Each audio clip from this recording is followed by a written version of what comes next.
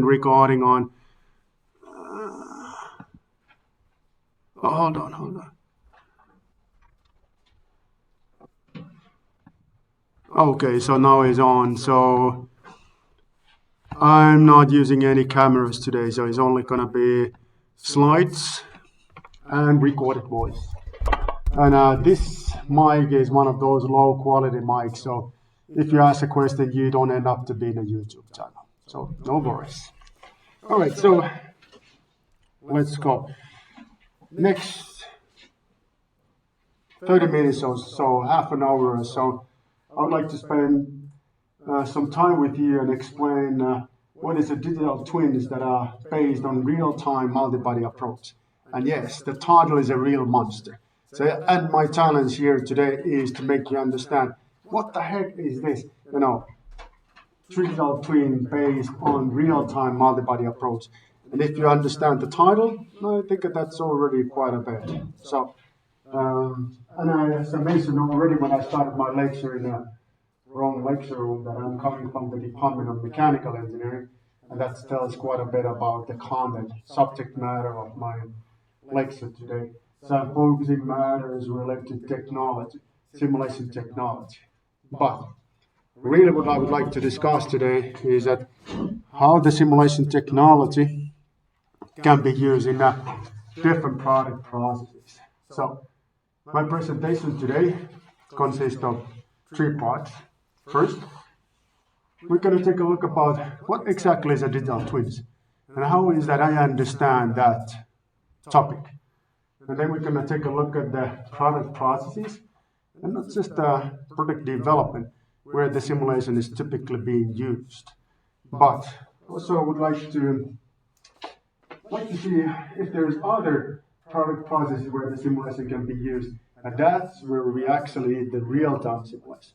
And how that goes, we'll get back to you a bit later. And then finally conclusion. And we have some, roughly 10 students around. So whatever you feel, raise your hand, or don't even raise your hand. Just interrupt me and say, Aki, what about this? Have you ever considered this viewpoint? Or Aki, actually you're a little bit unclear, so can you please repeat this in a more clear manner? And then I will do my best. Okay? Clear? Okay, by the way, this is how I communicate with my students. So it's like, this means yes, this means no, I'm very confused. Usually it's always very confused.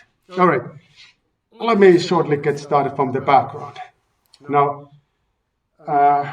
here in the university, we have something called research platforms. And this all happened already, I think, more than 5 years back, when at the time we got the new president, new rector in the university. And it's a kind of a little bit like a physics law that you got the new president in a company or in a university, and what comes next is a new organization. And that's exactly what happened to us as well. This time it was a little bit a unique idea because the president at the time wanted to organize the university such that it consists of schools. Well, business as usual, no surprising in that perspective. But she at the time wanted to also introduce something that encouraged the cooperation between these schools. And actually to materialize that idea, she actually proposed that we should have something called research platforms. And of course I made her my own proposal that was related to simulation technology and real-time simulation in particular. And that was accepted. And now we have something that is called SIM platform. You can find additional information about the SIM platform from this website. The idea is to have teams from 3 different schools. And the idea is to look at things in such a way that we have a common dream, common objectives. And that's exactly what we're doing at the moment in SIM platform. And that's part of the reason that I'm here delivering this visiting lecture. And Ilka will do the same in my class. So we wanted to have a little bit of different perspectives to our students as well. Good. So that's a SIM platform. Now, SIM platform, that's what happened in a university. You know that there is a big trend in the industry. And now at the moment, if you look at how is an industry development, starting from really early age. There is a first generation industry, which is like steam power and so on and so forth, and it's been developed until we get the computers and automation. Right now we're moving on to industry 4.0, which means that we are looking at the cyber physical systems. That's exactly what we're doing at the moment. So what that means, cyber physical systems, that I would like to explain to you today as well. So we kind of try to understand the physics using the computer simulation, and that can be applied to wide variety of applications with practical problems. So that's a trend, industry trend. And to see how we can address that industry trend, we are actually using the technology that is called digital twins. Now here comes the first difficulty, because the digital twin, it is very often used term, and because it's very often used in many different applications, it is actually a bit of a challenge to define what exactly is a digital twin. And now here's my understanding what it is. And then later I will explain that a bit more in the details. So we see that digital twin is something that consists of three different items. The first item is a virtual representation. So there's some kind of visualization. Later we could take a look at the examples. Then there's a data involved to that. And then there is a possibility to understand and predict. Possibility of understand something deeply and predict. Those are the three key items that I believe that have to be involved to digital twins. And of course, this is a picture that is a little hard to get a grip, like what exactly I mean about this. But in a second, we will take a look. Another important perspective is that we also wanted to apply the digital twins to a number of product processes. And this is exactly what we wanted to do in the same platform. So we wanted to use it in design, manufacturing, sales, marketing, which is a little bit surprising area where the simulation can be used. Training, of course, operation, service, and this is kind of the areas where it can be used. Okay, so let's take a look. What exactly is this whole thing? Now here comes the video that tells a little bit about what digital twins and costly process. Assembling the first prototype from parts that haven't been developed or tested together will often cause problems, and getting everything to function properly may require significant amounts of materials and effort. Nobody wants to be known as the manufacturer of poor and unreliable machinery. So wouldn't it be great if you could build your first prototype, secure in the knowledge that it already has hours of thorough testing behind it? Well then, may we introduce you to Mavea. Mavea combines all plans for your machine into a single virtual model called Digital Twin. This includes all the components necessary to build your machine, such as the interface to the real control system. The digital twin that is created is a virtual physics-based representation of your machine, capable of simulating its behavior and use in real time. The Mavea software simulates real-life physics, so the machine can be tested in different environments and on the actual tasks that it's designed for. You will be able to detect potential problems before anything is even built. The digital twin can be inspected and modified when necessary, and stakeholders can also get involved in the development process at an earlier stage. The rapid development iterations that the digital twin enables will result in fewer prototypes, reduced costs, and faster lead times. Moreover, Mavea's solutions allow operators to use the simulation for training, which means they will be qualified to use the machine before it even exists. The digital twin lives and evolves throughout the life cycle of the product. Once connected, the digital twin can analyze the machine's use and behavior in the field and provide vital feedback. This data can also be used to develop the product further. With Mavea's digital twin software, you can develop even the most intelligent and complex machines with ease, and change the way you engineer and operate your products. Read more about Mavea Digital Twin on our website. All right, so what the heck is this Meta? Well, that's a university spin-off that is located in that business park next to us. And what they are doing is that they are commercializing the research we're doing here at the university. So now this was still a cartoon representation. So at next, what I'm planning to do is that we're gonna look what exactly is these models and how they look in real life. So now this was emphasizing quite a bit about this possibility to be able to understand and predict. And all these prediction, this understanding of prediction is all simulation based. And that's exactly what we're going to look in details in the next slides. Now, before actually looking at the examples of the simulation models, it's important that you understand what are the kind of like engineering disciplines you can find in those models. And we wanted to build the models such that, of course, there is a component that is associated to mechanical components. Those mechanical components are, say, steel structures or frames and booms of an excavator on here. So those are like a skeleton, if you may. Then, very important to understand that mechanical structure itself is not a machine, because you have to be able to actuate your machine. And the actuators, they could be hydraulic actuators, pneumatic ones, electric drives, whatever you want. But the important thing is that these two things are coupled in real machine. So they must be coupled in a simulation model as well. And that's the way we're building these models. So we're tackling different engineering disciplines and try to understand how the machine behaves. Well, of course, the control often makes a big difference. That too is involved. Working process depends really on your application, but is always involved. User, when you have a real-time simulation model, can be involved or can be part of the game here.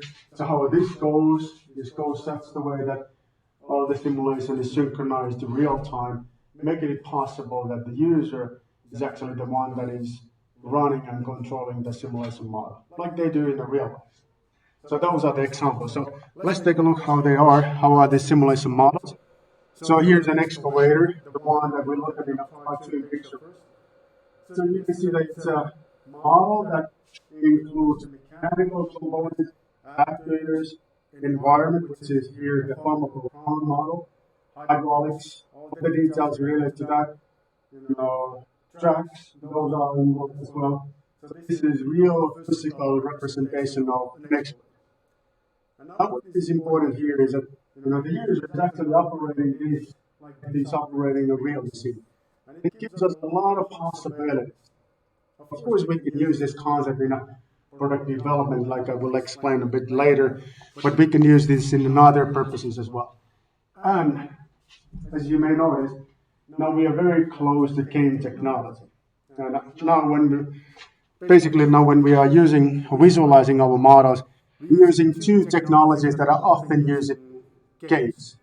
We either use Unity, this is Unity-based environment model, and an excavator. And this is the technology that is being used also when developing games. This is actually a real environment that you can find in someplace. We made a similar kind of environment model on the front end side of the university, and it will be ready momentarily. So that will be something that you can see how it's actually university inside this virtual representation. And next one is physics-based model that is operating. Here's another example. Thanks God that the music is not playing. I need to stop this because this Ilya's music stage is hard to deal with. So let's put it like this. Okay, that's another environment. And this other environment is Unreal Engine. So basically, game developers, they use either Unity or Unreal Engine. So we can use both. So this is just one way to do the visual representation. Visualization is just the way that you wanted to show how the simulation model is performing and just to have an interaction with an operator. And sometimes we don't even use a visualization because sometimes we just need to produce a lot of data. We don't care about the visualization itself. But this is just how it looks when you're using Unreal Engine. And of course, this is like almost like Android phones and iPhones. There's people that are supporting Unreal Engine, people that are supporting Unity. I have no opinion on this matter. But this is how it looks. So it's kind of like game technology. Close difference between this and game technology is the fact that this is real physics based. So everything, all the details in this apparatus is actually described in a product processes examples. So now I have categorized my examples to product development, marketing, service business. I'm gonna skip this. Well, no, I don't skip this. So there's a new business opportunities as well. This is what I will skip. Now, as I mentioned in the very beginning, simulation is being used heavily in a product development. We can use the simulation technology, this game-like simulation technology, in product development as well. But we can use this in a little bit of different way than conventional product design or product development. And how this is different than conventional product development, this is related to the fact that with the conventional product development, it's quite difficult to understand how is the user experience and how the user feels about different improvements in technology. Typically, this is quite a bit of challenge, and when this is a challenge, always at the same time seems that the trend is actually being emphasizing how is the user experiences. And now at the same time, I'm not saying that the technology is not important. It is important, but at the same time, people are looking at what is an expected user experience. And again, the good example is this phone technology. People are making the purchasing decisions regarding the phones based on expected user experience, not based on what kind of CPU system I have in my phone or what is a battery.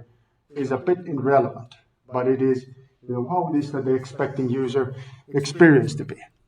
And now, how is that the current product development is tackling that? In my mind, this is a little bit cutting the corners, but purpose of the product development is to serve the customers. They really wanted to build the products that are what exactly the customers wants to have. And now, how they do that in a moment? At the moment is that they are using questionnaires or interviews, asking, do you want this or you want this?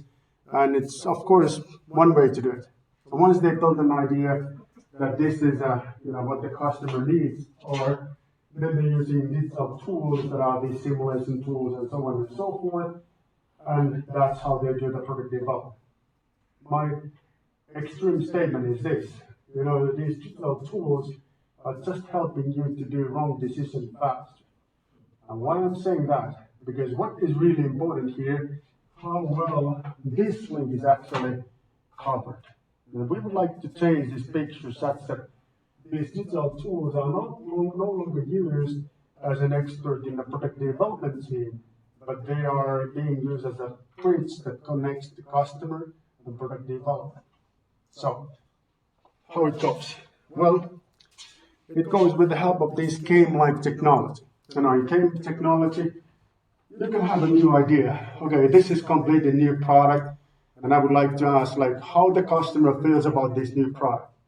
Of course, you can build the one and then ask a bunch of customers to come and try it. But that will be very, it's going to take a lot of time and it's going to be very expensive to do so.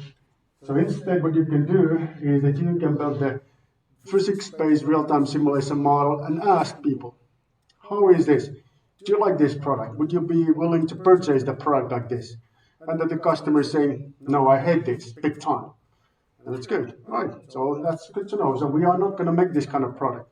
Or they can love, they can really like it. Or they can say, this is kind of good, but I would like to change this and that. So it's even possible that the customers can modify the models in certain details of the models. And they can change it, and then the product development team is monitoring those changes. So that's the kind of the way you can use real-time simulation in product development. Example is these games. They're kind of boring games. Excavator game because no explosion. It's just that you are using that machine and you're changing the parameters and try to learn what kind of parameter is the one that making you to be the most productive one. And also we're monitoring the energy consumption and so on and so forth. So that's how it goes. But let's just move on and look at another examples. Next, or is there any comments? So we're not that much in a hurry, so we can discuss, of course. Questions?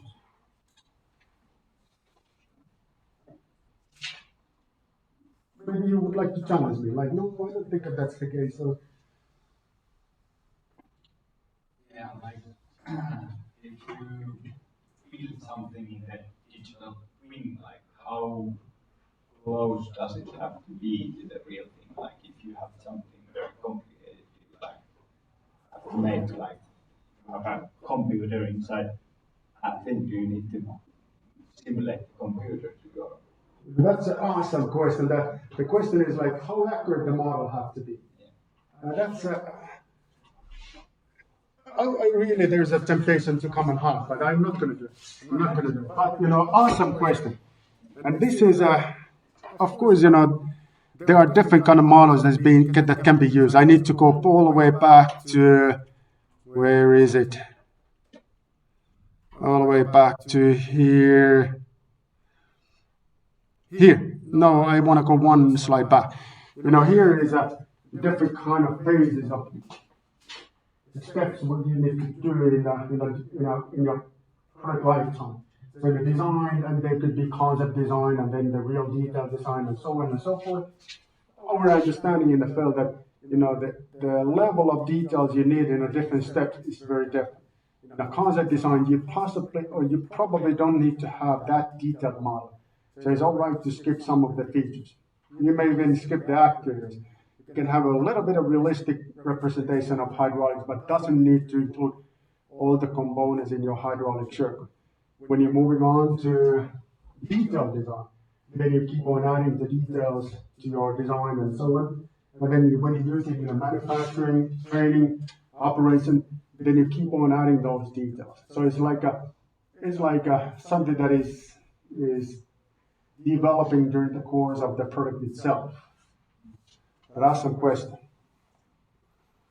Is it going to be this difficult question all the time? Maybe it would be better me to keep on going there. I would like to continue on the topic. Yes. For example, when you can make a model of the exploration machine, Yes.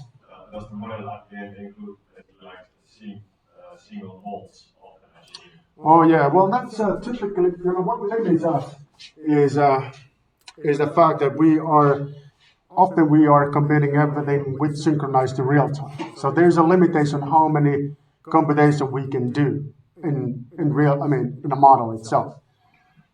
And because of that computational limitation, at the moment you cannot go that much into details. You can have the bodies, and there could be deformable bodies, but you cannot go much more details than that. And that's simply limited because of the computational power we have. But the computational power is increasing.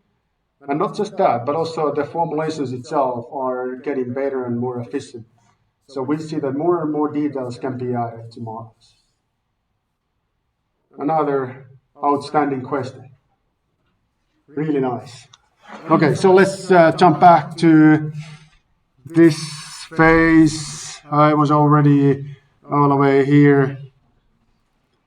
Okay, so this is just an example where the same technology is being used in a user training purposes. And why I would like to show this to you is that every now and then people are skeptical, like, can you really do things in a real time? And I can say, yes, I can do. And here's an example to you. This model was actually built more than 15 years ago. So 15 years ago, we were able to do the simulation visualization like this. Of course, this model is limited when you're comparing that to state-of-the-art models like the wire rope models. The wire ropes that are over here are very simple, and they're not according to reality as we can model them today. But still, these was already available 15 years back.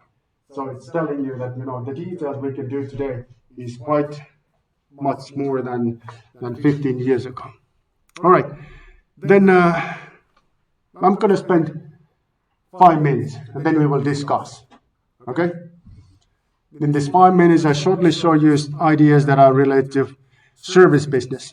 Now, if we have these physics-based models, then of course it's possible to do the embedded or use those models in maintenance purposes. We can monitor the different kind of fault scenarios, What we can do is that we can actually introduce different kind of faults, build the pre-computed libraries about the different symptoms. And now once we get the measured signal from the field, we can compare those against the library and see, okay, it seems that this particular component is now not doing so well and need to be replaced in the next maintenance. This example is a very extreme example because what I'm doing here is that I'm breaking the hoses. This is very obvious, thing that needs to be fixed. It's just telling you that this kind of library can be built. And the library like this can be used in other purposes. Here's an example that is related to bicycle, but we'll skip this because there's something that I believe that is more interesting than this. That's going to be my final example today. The final example today is related to NJ's optimization and how this artificial intelligence can be used as a part of this physics-based simulation. Here comes the first idea. What is it we can do with the simulation?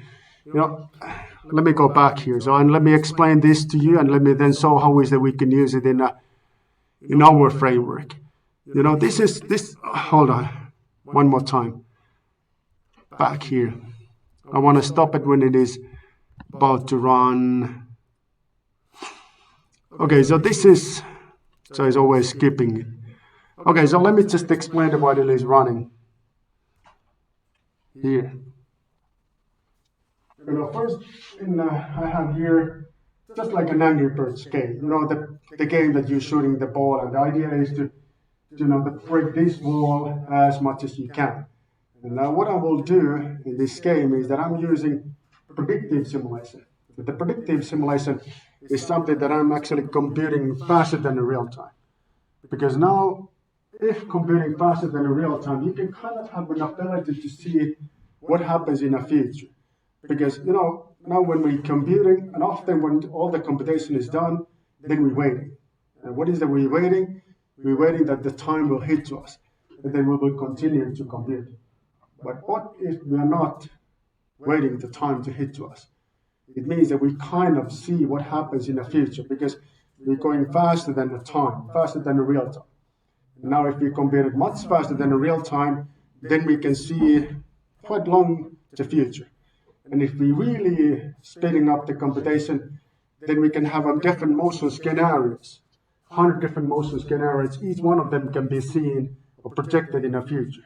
And this where we can pick the most desired one. This example, this traffic example, is based on this predictive simulation. These are the possible motion scenarios, and it is selecting the most desired one. So that's an idea that we are using then in a physics-based models, and this is how it goes. So we have an excavator, and then it's looking at the different motion possibilities, it's predicting the future, and it's selecting the most desired ones. And then once it is selecting that most desired one, it's doing the action, and then it's predicting things again in the future. This is Terminator. Kind of. Well, in theory, because it gives a machine an ability to understand the consequences. It is an ability to understand what happens if I do this. And this is typically ability that is missing in a machine. They can sense when something is happening, but they don't see that something is about to happen. And this predictive simulation makes it possible to see, okay, if I do this, this is what will happen. So I'm not going to do it. Instead, I can look at another motion scenario. Okay, this is more desirable to me, so let me do this. And this is the human side of yes, of course, how the machine sees it is completely different story. But it's, why this is important in our mind is that typically the automated systems are based on pre-computed scenarios. They computed, okay, if this happens, I'm going to do this. But there's a limitation how much you can do these computed scenarios, because something surprising can happen. And if it is not pre-computed, then the machine is completely off, not to know what to do. But with this predictive simulation, you can see, okay, this is what happened. What should I do? Okay, let's predict. Let's predict what is up. the motion, or what is an action that I should do. So that's just the one possibility you can do, not with the real-time computing, but the faster than the real-time computing. A little bit of different story. Okay, so then conclusion. Now, although that everything looks like in a game, and they all look like a game, so it's not that much different in that perspective. But if you look at the details we have in the models, they consist of details related to mechanics, details related to actuators, control system, and user too. And the user itself can be real human or artificial intelligence. Working process that is typically involved as well, and it really varies from one application to another. All right, so if you want to learn the details, how to build the models, here's your opportunity. So this is my YouTube channel. I don't know how to make this more readable. It's a little hard to memorize this. Is there a way to do it? Yes. Yeah. How? Tiny URL or its URL, you can shorten URLs. Yeah. In YouTube? Or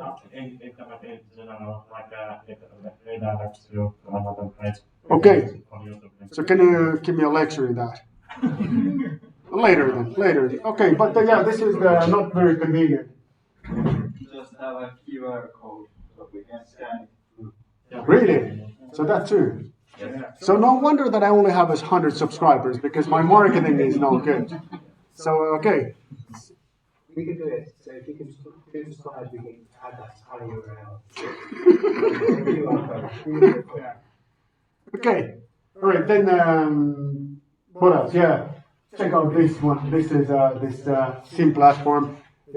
There's not that many information, but there is something that tells what exactly we're doing in this field. And then these are the companies we're working together.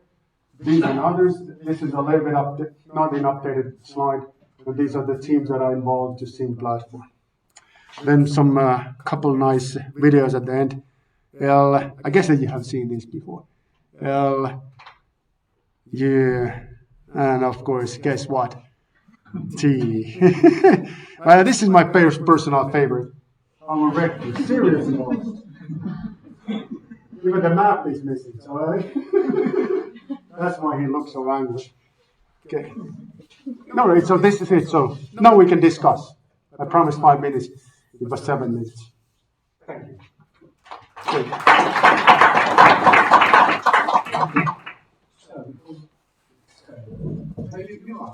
Yeah. Okay, let me try to put the question into words. I think I understand the concept, the main concept. If you're doing those kind of simulations, software-wise, how do you cope with? I mean, to me, it looks like it's a combination of a CAD model, multi-body physics simulation. You were talking about what can be deformed, so probably something with FEM. Combining all those, but how do you cope with transferring different file types in real time without losing data and not getting any latency issues, stuff like that? Well, at the moment, the way this real-time simulation is computed is based on something that is called monolithic approach. And that means that everything is combined to one big matrix. This goes to this area. I get it. Yeah, but it's the code simulation you were referring to is based on the fact that you have one software here, another software here, or one engine here, one engine there, and then you transfer in the data. And this is when you may end up to have some difficulties with the how fast you should change the data and so on and so forth. And we've been tested that too, and we are not completely happy how it performs for us. So at the moment we have one huge set of equations, which includes the equations of motion, equations that describe the actuators, everything in one big package. And then we're just using some advanced numerical integration schemes, and then you go. Okay. It's quite surprising because, we can, most of the system, we can easily compute it within, all the computing can be carried out within 1 millisecond. So that's the frequency that the computation is carried out. Okay. Awesome question. Again, what's wrong with your students?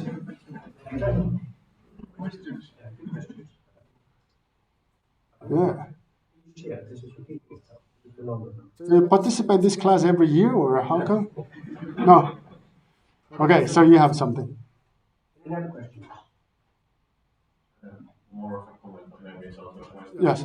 Even if that's not this funny, like, well, yes, but basically, it's been said that all this machine learning, AI, and this sort of thing, it's just glorified brute forcing. Yeah, well, of course, what they are doing actually. They actually using the data that is produced one way or another to learn something. That's basically what they are doing, and it is true that they still based on the data. And one of the problems in the using of artificial intelligence is that they need huge amount of data. They really need a lot of data, and what makes things quite difficult. Like in this excavator example here, you need roughly to make a good smooth movement. You have to look at the million different work cycles, million. So it's that many, and then you started to understand. Okay, this is how it performs. Human don't need that much. If you're watching 1 million work cycles, you will be bored like no limit. So it's not that clever that you may think. Is this what you are kind of saying? And that's true. It's not that clever. It is actually here's what I'm thinking about this whole thing. If you have ways to solve something without using artificial intelligence, you shouldn't use artificial intelligence because sometimes people are using that to solve obvious problems, something that there are better solutions available, and then they do it in a hard way, which is using artificial intelligence, and it makes no sense to do it. It makes no sense because amount of data is still a bit unpredictable. It can go crazy. So if it goes crazy, so whose responsibility is that? Yeah. But it's very much in fashion, and that's what makes it high temptation to use it. Yes. What do you consider the most important benefits of machine learning? Well, I think it's very efficient if you take it in environment that you cannot predict well. This possibility to be able to adapt. That is something that is typically missing in other um, solutions. So this is what makes it quite strong. So ability to adaptability. But that again, you have to be able to produce a huge amount of data, and then it can adapt itself. That's I believe that it is makes it quite strong. Like again, this excavator, if you're using this if-else programming language, you understand that it becomes very, very complicated and very limited. But this artificial intelligence can adapt itself to different kind of scenarios. Yeah, I remember in the news when I don't know who was it, but you are using machine learning as a kind of optimizing the traffic in Jätkäsaari. Uh-huh. Because Yep. because the traffic from the ferries is like making it crazy there. So they are trying to optimize it based on the machine learning. Maybe that's a good application too, because what's the problem in that particular? I remember this famous street corner in Helsinki that the traffic is a big mess. Yeah. It seems that it's hard to give an equation how this traffic corner is behaving. And then what they wanted to do is that they wanted to use artificial intelligence to understand it better. So it's kind of coming and replacing the models that we are building here. So that's so difficult to model that only way to do it is based on artificial intelligence. That's how I understand. I also saw that example. Nice. Very nice. There's one more question. Yeah, so from the perspective of like with what you said earlier that this AI machine learning everything has needs a lot of data in order to be kind of composed, useful, right? So what would be the most probable solution in that aspect? So you were asking, you say that because it needs so much data, that's what makes it difficult, right? Maybe not difficult to make it more useful, like from what we have already. Right. So it needs a lot of data to make it more useful. So what would be a probable solution, like, to make it more efficient? That Oh, well, yeah, that's, I think, I'm not the right kind of person to answer that, but because this is why, the reason is this, I'm only the one that is producing the data for artificial intelligence. But if you look at what is that the researchers in that artificial intelligence fields are doing, they wanted to build more efficient algorithms, such that you don't need that much data, because really most of the algorithms, they are based on just a huge chunk load of data. And now they're looking the ways that maybe they can speed up the learning one way or another. But this is more in a field of artificial intelligence. And I'm not in that field because intelligent and me, we don't get along. Okay. Does everything Okay. Then thank you very much, Aki. All right. I also strongly recommend if you're interested in this field, you know that man's turns in. Yeah.